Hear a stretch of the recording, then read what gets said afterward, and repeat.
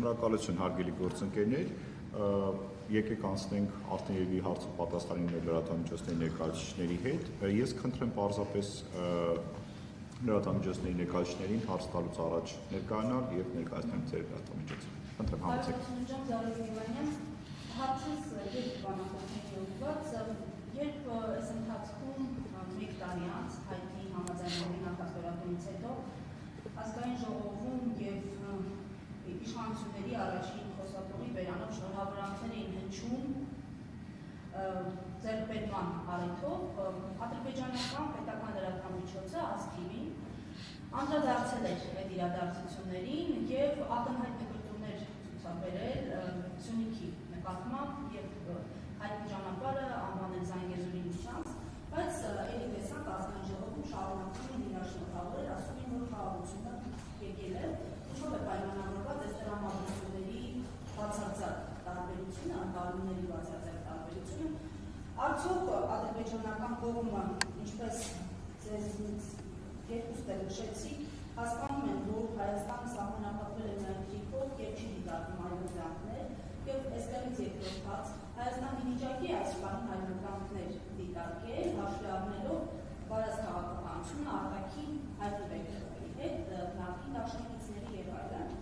Եվ մյուս հարցը նշեցիք պարոն Պողոսյան Կարմենտուր, որ ամենայն հավանականությամբ այսպես կպահպանվի մինչև Թրամփի պաշտոնավարման ավարտը։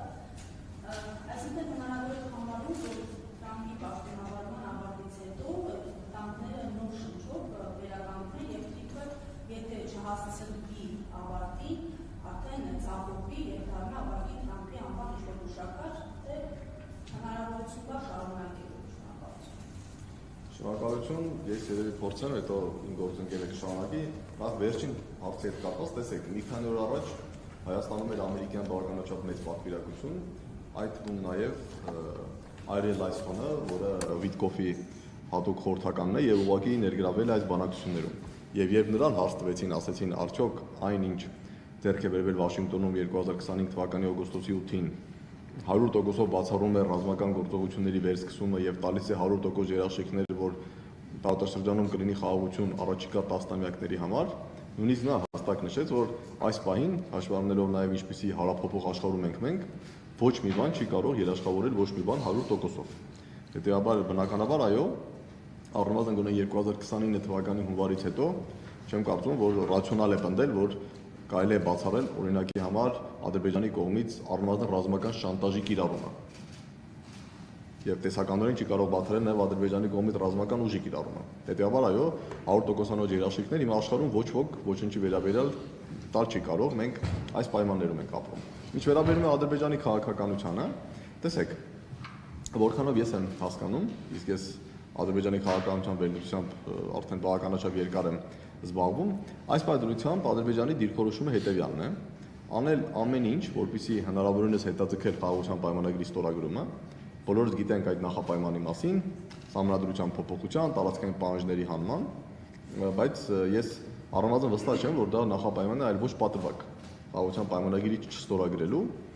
եւ չեմ կարծում, որ կան հստակ երաշխիքներ, որ նույնիսկ եթե մենք ունենանք նոր սահմանադրություն, որը չի ունենա հղում անկախության հռչակագրին, ապա Ադրբեջանը հաջորդ օրը կստորագրի խաղաղության պայմանագիրը եւ կվավերացնի, այլ հանդես չի գա նոր պահանջներով։ Հետեւաբար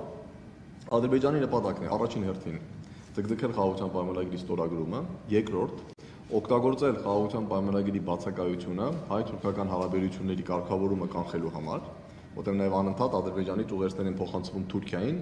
որ հայ-թուրքական հարաբերությունների ամբողջական կարգավորում, ներառյալ ցամաքային սահմանի բացում եւ երկաթգծի գործարկում կարող է տեղի ունենալ բացառապես Հայաստան-Ադրբեջան խաղաղության պայմանագրի ստորագրումից հետո։ Եվ մենք իդեպ ապրի Արմենիայում այս ողջ գործընթացը կոչում ենք արատավոր շրջան, կարելի ասել նոր եզրույթ ենք դրել շրջանառության մեջ, որը իդեպ նաև որոշ ադրբեջանական թուրքական փորձագիտական շրջանակներում է արդեն սկսել օգտագործվել։ Ինչ նկատի ունենք ասելով արատավոր շրջան, որ մի կողմից Ադրբեջանը ամեն ինչ անում է, որպեսզի չստորագրի խաղաղության պայմանագիրը, մյուս կողմից անում է ամեն ինչ, որպեսզի թույլ չտա հայ-թուրքական հարաբերությունների կարգավորում առանց խաղաղության պայմանագրի ստորագրման։ Եվ մենք այն իրավիճակում ենք, ինչ այսօր։ Ինչ կլինի հետո իհարկե բարդ է ասել, բայց մի բան հստակ է, որ առայժմ խոսել հաստատութենացված կամ ինստիտուցիոնալիզացված խաղաղության մասին, քանի դեռ խաղաղության պայմանագիրը ստորագրված եւ ավերացված չէ, բնականաբար մենք չենք կարող։ Ես կարճ այլ ընտրանքներին կանրադառնամ, շնորհակալություն հարցի համար, որովհետեւ որպեսզի պատասխանենք այս հարցին, թե հասկանանք, թե որոնք են շահերը, որպեսզի գտնենք այլ ընտրանքները։ Հիշեցնեմ, եթե հիմնական շահը թույլ չտալ Ադրբեջանին բացել ուժով այսպես կոչված Զանգեզուրի միջանցքը, աշխարհում կար այդ պահին, խոսք գրում է 22-23 թվականները, ընդամենը մեկ պետություն, որը պաշտոնապես հայտարարում էր, որ իր համար դա կարմիր գիծ է, ու ինքը պատրաստ այդ կարմիր գիծը պահել։ Դա Իրանն է։ Այլ երկրներ, որոնք sense շատ բաց, հստակ համ հայտարարություն, համ քայլեր, խոսք գնում է զորավարությունների մասին, տեղի չեր ունեցել։ Բայց երբ որ տեղ ունեցավ հոկտեմբեր 7 2023 թիվ, Համասի դիրքերը թուլացան, Հեզբոլայի դիրքերը, Հութիների դիրքերը, որոշ շրջանակներում, ինչպես ես եմ տեսնում, ստեղծվեց այդպիսի ընկալում, որ Իրանը արդեն այն ուժային կենտրոնը չի տարածաշրջանում, հետևաբար դժվար կլինի Իրան դիտարկել որպես զսպման միջոց, գործընկեր որոշ հարցերում։ Մենք հիմա տեսնում ենք, որ Իրանը կարողացավ դիմադրի գերտերության եւ տարածաշրջանային տերության կողմից հարձակմանը եւ փաստացի հիմա Իրանը թելադրում Պարսից եւ մասնավորապես Հորմուզի նեղուցում օրակարգը։